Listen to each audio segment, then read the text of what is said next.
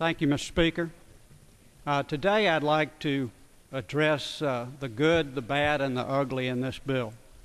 The good, there is consumer protection. There is more disclosure and transparency. There are some bipartisan provisions in this bill that add a whistleblower office to the SEC. But the bad and the ugly far outweigh those. In total, this bill is a massive intrusion of federal government into the lives of every American. It is the financial services equivalent of Obamacare, the government takeover of our health care system.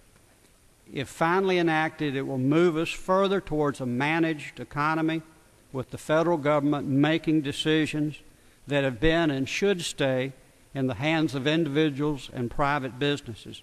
For instance, it will make the compensation of every employee of a financial firm subject to rules set by a government overseer.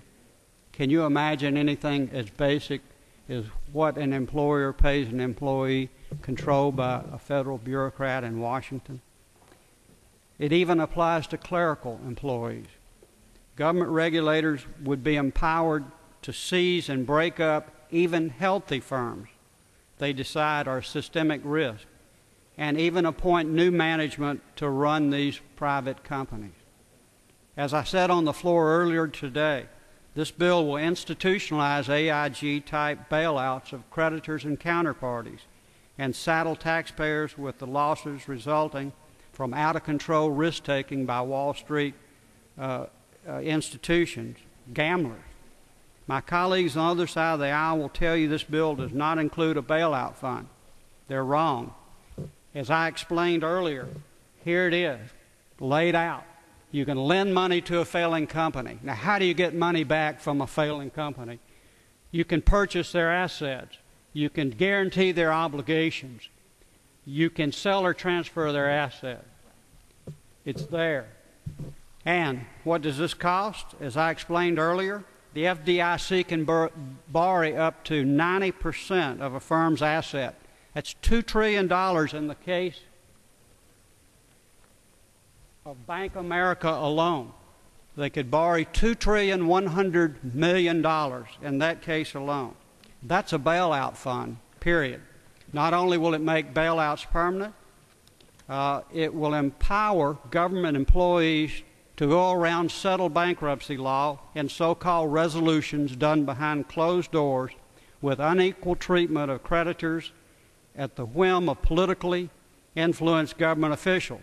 That has already happened. A financial firm's ability to survive a crisis like the one we went through 2 years ago will depend, as it did then, on whether its CEO can get the president of the New York Fed on the phone on a Saturday night, as one firm did. Friendships and being well connected should not determine the success or failure of private enterprises. Finally, it imposes an $11 billion tax disguised as an FDIC assessment. To fund this new government spending, they tax Main Street banks and financial institutions.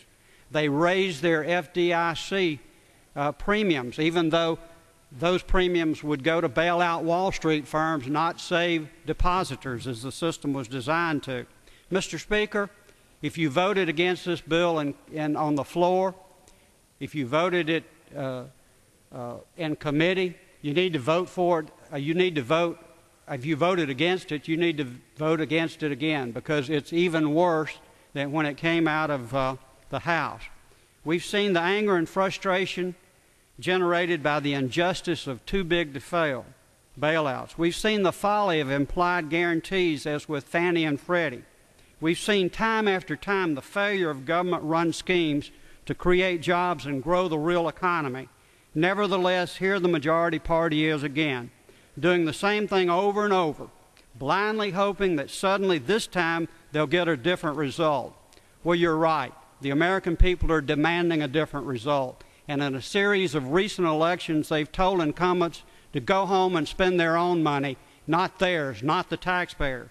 In conclusion, if you choose to bail out the creditors and counterparties of the big Wall Street firms or loan them money when they get in trouble, don't expect the voters to bail you out come November.